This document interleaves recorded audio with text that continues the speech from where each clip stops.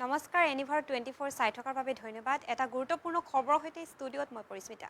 ৰাজ্যৰ স্বাস্থ্য খণ্ডৰ পয়া লগা ছবি গৰুগোহালিত পৰিণত মাৰ্ঘেৰিটা টেকেৰী আদৰ্শ চিকিৎসালয় নিৰ্মাণৰ 12 বছৰ পিছতো চিকিৎসালয়ত নাই চিকিৎসক ঔষধ পাতি। আৰু এই অভিযোগ উত্থাপন কৰিছে গাঁওখনৰ ৰাইজে। আৰু অসম অৰুণাচল সীমামূৰীয়া এখন বৃহৎ গাঁও হ'ল পেঙেৰী টেকেৰী গাঁও। আৰু উক্ত গাঁওখনত আছে 12টা চুবুৰী আৰু প্ৰায় 2 সহস্ৰাধিক পৰিয়াল।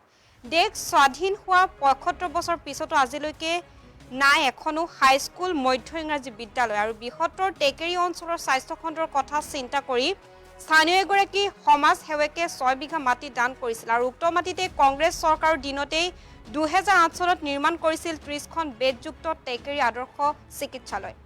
নিৰ্মাণকাৰী ঠিকাদাৰ প্ৰতিষ্ঠানে 2012 চনত চিকিৎসালয় নিৰ্মাণ শেষ কৰি চমজাই দিছিল অসম চৰকাৰক। কিন্তু আজি 13 বছৰ পৰ্যন্ত অসম চৰকাৰে মুকলি নকৰিলে এই টেকেৰী চিকিৎসালয়খন। আৰু বিভিন্ন সময়ত টেকেৰীবাসী ৰাইজে তথা সদমৰাণ ছাত্ৰ সন্থা বিভিন্ন দল সংগঠনে চিকিৎসালয় মুকলি কৰিবলৈ আহ্বান জনাই আহিছে যদিও কোনো ধৰণৰ ব্যৱস্থা গ্ৰহণ কৰা নাই চৰকাৰে। আৰু এই অভিযোগ উত্থাপন কৰিছে গাঁওখনৰ ৰাইজে। আৰু বৰ্তমান সময়ত চিকিৎসালয়ৰ অৱস্থা একেবাৰে পয়া লগা আৰু যিহেতু গৰু গোহালি ভূত বাংলা সদৃশ পৰিৱেশে বিৰাজ কৰিছে এতিয়া চিকিৎসালয়খনত। গোটেই চিকিৎসালয়খনত এতিয়া গৰুৰ গোবৰে ভৰি পৰা পৰিলক্ষিত হৈছে। আৰু চিকিৎসালয়ৰ নাৰ্ছ চিকিৎসক তথা আৱাস গৃহসমূহত আছে ধানৰ ভঁৰাল।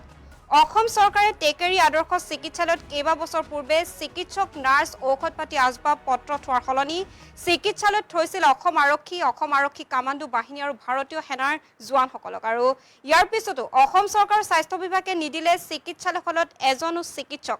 আৰু এতিয়া প্ৰশ্ন হয় যে অসম চৰকাৰে স্বাস্থ্য খণ্ডৰ উন্নতি হৈছে বুলি দাবী কৰি অহাৰ পাছতো কিয় এই চিকিৎসালয়খন এতিয়াও উন্নত নহল। আৰু কংগ্ৰেছ চৰকাৰৰ দিনত নিৰ্মাণ হোৱাৰ বাবে আজিও 12 বছৰে ৰাজ্যত শাসনত থকা বিজেপি চৰকাৰে চিকিৎসালয়খন মুকলি নকৰিলে নেকি বুলিও প্ৰশ্ন উত্থাপন হৈছে। আৰু উল্লেখযোগ্য যে বৰ্তমান ৰাজ্যৰ মুখ্যমন্ত্ৰী সেই সময়ৰ স্বাস্থ্যমন্ত্ৰী আছিল। আৰু অসম চৰকাৰে 12টা বছৰে টেকেৰীবাসীক স্বাস্থ্য খণ্ডত কৰি অহা প্ৰতাৰণাৰ বাবে এতিয়া হুংকাৰ প্ৰদান কৰিছে সদমৰাণ ছাত্ৰ সন্থাৰ মাৰ্ঘেৰিটা পেঙেৰী আঞ্চলিক সমিতি আৰু টেকেৰী আঞ্চলিক যুৱ সংঘই। আৰু অতি সোনকালে বৃহত্তৰ টেকেৰী ৰাইজৰ স্বাস্থ্যৰ প্ৰতি চিন্তা নকৰিলে অসম চৰকাৰ বৃহৎ এক প্ৰত্যাহ্বানৰ সন্মুখীন হ'বলগীয়া হ'ব বুলিও দাবী কৰিছে এই সংগঠনসমূহে। আৰু এই সন্দৰ্ভত আমাৰ হাতত মন্তব্য আছে, এই মন্তব্য আগবঢ়াইছো।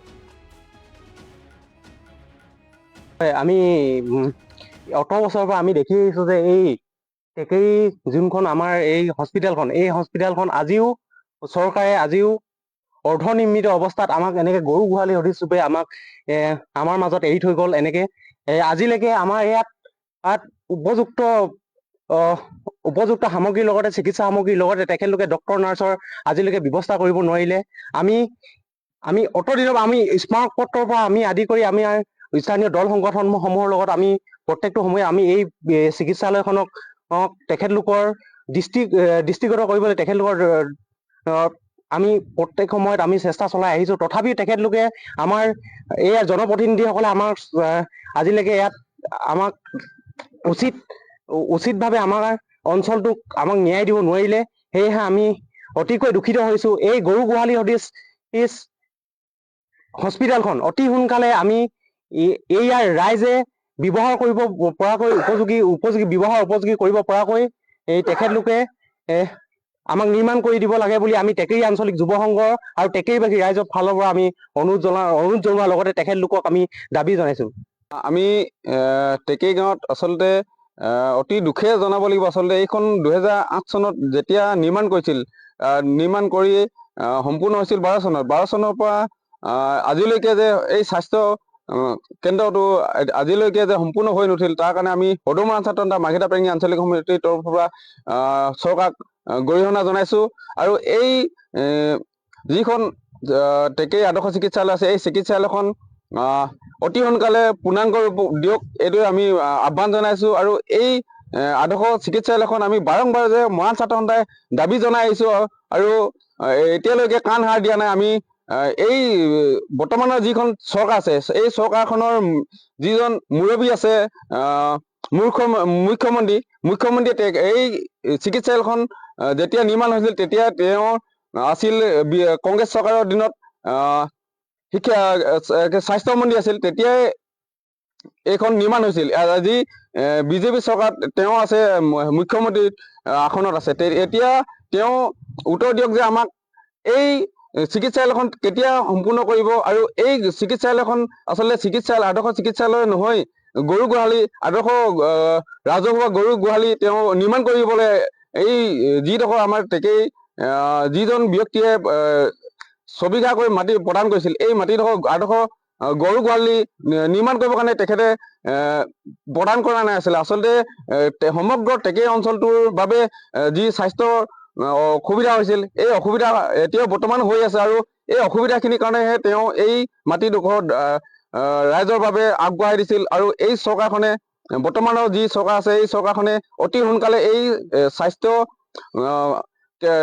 কেন্দ্ৰটো আচলতে চিকিৎসালয়খন সম্পূৰ্ণ পূৰ্ণাংগ কৰিবৰ কাৰণে আমি সদৌমা ছাত্ৰ মাৰ্ঘেৰিটা পেৰেঙি আঞ্চলিক সমিতিৰ তৰফৰ পৰা আহ্বান জনাইছো। আৰু হয়, আমি উপলঙা কৰিছে বুলি ভাবিছো। আৰু বিজেপি চৰকাৰ যোনেই নহওক, আচলতে উন্নয়ন কৰিবৰ কাৰণে আমি যি চৰকাৰক আমি কংগ্ৰেছৰ দিনত নিৰ্মাণ হ'ল আৰু ডক্টৰ নাৰ্ছ এপইণ্টমেণ্ট দিব নোৱাৰিলে তেওঁ, আৰু বৰ্তমানত তেওঁলোকে যে কংগ্ৰেছৰ দিনত হোৱাৰ বাবে তেওঁলোকে সম্পূৰ্ণ কৰি নিদিলে নেকি? আচলতে এইটো আমাৰ প্ৰশ্ন উঠে নিশ্চয়।